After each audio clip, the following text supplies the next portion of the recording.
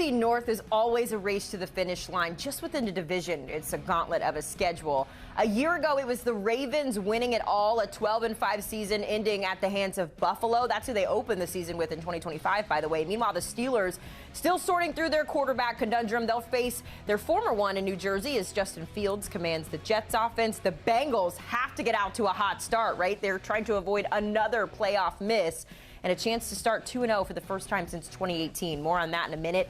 And how could we forget Cleveland with quarterback controversy of their own? So much to talk about when it comes to the AFC North. So let's do it with our good friends, our two-time Super Bowl champion in Bryant B-Mac McFadden, and our Super Bowl covering NFL reporter in Tyler Sullivan. Guys, certainly appreciate the time. Let's start our conversation, though, with the Ravens. We're just going to kind of bypass the regular season kind of here because it seems like no matter what with the Ravens, they always find their way to the postseason regardless of the schedule, but it's the playoffs, B-Mac, where things get a little bit interesting. So when you look at the 2025 schedule as a whole here for the Ravens, they get the bye week in week 7. They kind of get a little bit of a break there as they face teams that finished under 500 there after the bye, but it gets kind of tough there the first week of the season, B-Mac, or the first start to the season, I'll say. So how do you see the Ravens faring to get the season started? Once again, another successful year for the Ravens. I have them winning 12 ball games, but it's safe to say the hardest stretch for the Ravens is within the first 4 ball games. Traveling to Buffalo, Haley, Tyler, and then traveling to Kansas City. In both cases, I have the Ravens losing both of those ball games. Week 1 is like the week of unknowns. You're playing against a very, very highly talented team with a high-level quarterback on the road in Buffalo. I see that as a loss. Bouncing back on track against Cleveland, Detroit, and then traveling to Arrowhead Stadium, I see that as a loss as well. But when you look at the middle part of their schedule, when you look at games against Houston, Rams, Chicago, Miami, Minnesota, Cleveland, the Jets, Cincinnati, and in that first game against Pittsburgh, I see the Baltimore Ravens taking care of their business against those said teams. And then when you factor in what we usually see happen with this AFC rivalry with the Pittsburgh Steelers, regardless who the quarterback is for the Pittsburgh Steelers, they always find a way to split against the Baltimore Ravens. And that second game for Pittsburgh and Baltimore, that's the final week of the season. And if everything goes accordingly, Tyler, it's safe to say Baltimore may rest a lot of their key contributors for that ball game, which will make it an easier path for the Pittsburgh Steelers to win that ball game, to get that split that I mentioned earlier. And the same can be said for Cincinnati. So once again, another successful year. 12-5 is what they had a year ago, win-loss record. I see them doing the same thing for this upcoming season as well.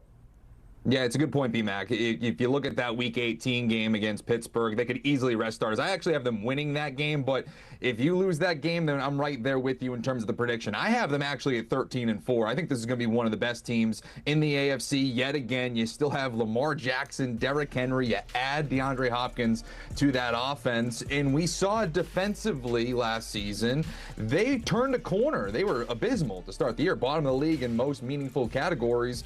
You look at the second half of the year, they were number 1 in the NFL. So the answer of who the Ravens are defensively is probably somewhere in the middle in terms of where they were in 2024, how they ended it, and how they're going to be in 2025.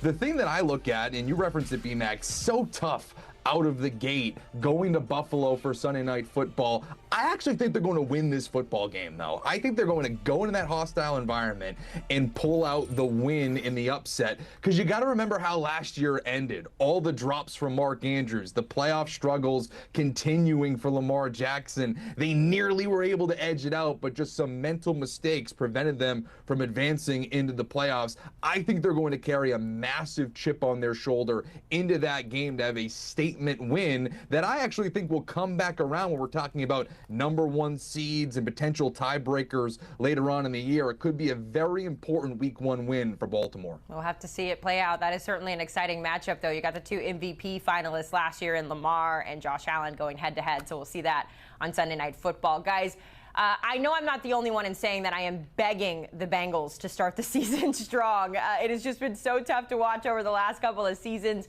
Thankfully, the schedule makers trying to throw them a bone this season. They get the Browns and the Jags. Sorry, Jacqueline, to start their regular season off strong. But yeah, we played the Bengals tough. yeah, okay. I was just making that up. We gotta stay. We gotta stay on time here, so we'll keep the Jags commentary to a minimum. But Tyler, a whole other segment. I'm sorry. When It's coming. you look at the Bengals, a brutal stretch on Thanksgiving. It's going to be a true test there for Joe Burrow. It's still no good news as well. We got to talk about Trey Hendrickson. Give us a temperature check here on how you're feeling about the Bengals going into 2025. Yeah, it's really funny because I've kind of been bashing the Cincinnati Bengals throughout the offseason for what they weren't unable to do on the defensive side of the ball. Of course, the Trey Hendrickson situation is still ongoing.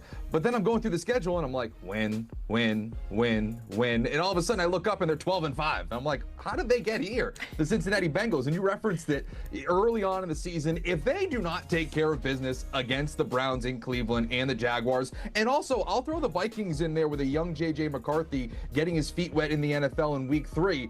If you don't take care of business out of the gate, then we are firmly putting this entire season on notice for Joe Burrow, for the head coaching staff and Zach Taylor, all of it. They should be able to start off hot. And overall, I love their offense. If they are what we saw at the end of last season, where they were going on this dramatic run to try to get into the postseason, Joe Burrow on his own and Jamar Chase are going to win a lot of football games. Now, the question is, and it's very similar to what we were talking about with Baltimore, can they actually replicate all of these wins into the playoffs? I have my questions about that because of that defense. I think they'll win shootouts when it gets to the nitty-gritty of the playoffs. If you don't have Trey Hendrickson, if you're really relying on Shamar Stewart, who had 4.5 sacks during his entire collegiate career, I have my doubts. And for me, that's why I'm going in more of a lesser direction with Cincinnati than you, Tyler. I see them winning 9 games. Now, you guys talked about the schedule makers threw them a bone this year to start their schedule off. Well, heck, they threw them a bone a year ago. Remember, week 1, they played against Jacoby Brissett and the New England Patriots at home, and they lost. But we talked about how bad they've been to start the season off. I really believe they were overemphasized getting off to a better start. So I see them coming out the gate 3-0. But then you look at some inspired defensive, offensive teams with balance. Detroit, Denver, Green Bay, and of course, their rivals in the Pittsburgh Steelers. I have them losing those ball games. And I think they get back on track in that stretch against New York, Chicago. Usually split a series with Pittsburgh, but I have them getting swept this year with Pittsburgh. And then, of course, finishing off with Baltimore and then finishing off on a good note when you look at games against Arizona and Cleveland. But I have them winning 9 games this season. And it's a lot to do with Cincinnati doing Cincinnati-like things, losing the teams they shouldn't lose to, and how much improved will their defense be, especially if you're having a disgruntled Trey Hendrickson or even worse, Trey Hendrickson not even in a uniform for Cincinnati. Yeah, the things with Trey Hendrickson certainly escalating in a direction you don't want it to go. Last time we heard, he said things are getting a little personal, and they have not come to an agreement there. So certainly something to keep our eye on. Also, a random fact that I don't know how much